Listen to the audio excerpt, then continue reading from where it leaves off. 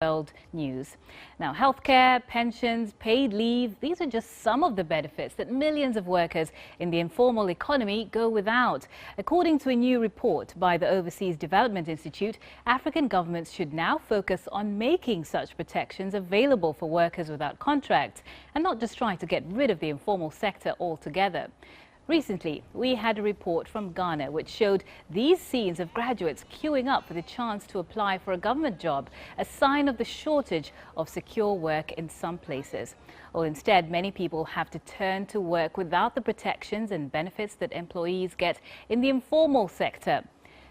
This is familiar across the continent. At the moment, in sub-Saharan Africa, 7 out of 10 people, outside of farming that is, work without proper legal status or protection. The population of the region is set to rise to more than 1.6 billion by 2035. What that means, according to today's report, is that 18 million high productivity jobs will be needed each year to absorb the new labour force. Well, earlier today, I spoke to the president of Mauritius, Ameenah Gurib-Fakim, who helped launch the report. I began by asking her whether the informal economy is here to stay. The informal economy is already here. It already contributes quite a bit. And it would be unfair to say that the informal economy is not adding to the economy of the various countries.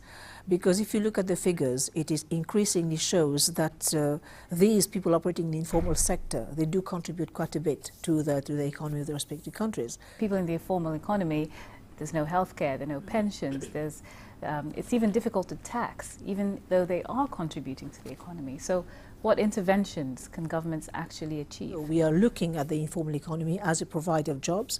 We're looking at the informal economy as well in terms of wealth generation. So this is, I think, work in progress in many areas to see to it. There is already a big recognition of the impact of the informal economy versus the formal economy. And if we speak specifically in Mauritius, how are you tackling it there?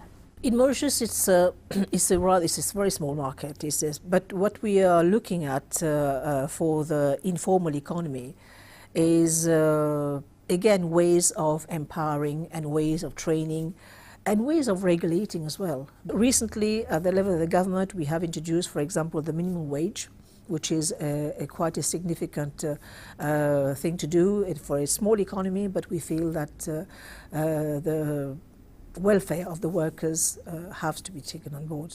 The banking industry also contributes significantly to your economy, but it's come under some criticism. And the UN Economic Commission for Africa, for instance, said that Mauritius is relatively financially secretive as a conduit, and that is actually contributing to poverty on the continent. What's your response to that?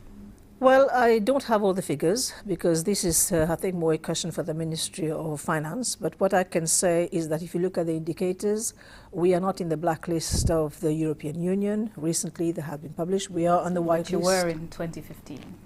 But we've done some work. We have looked into this and we have enacted laws so as to ensure that, because, as you have rightly said, it's a sector which matters a great deal to our economy.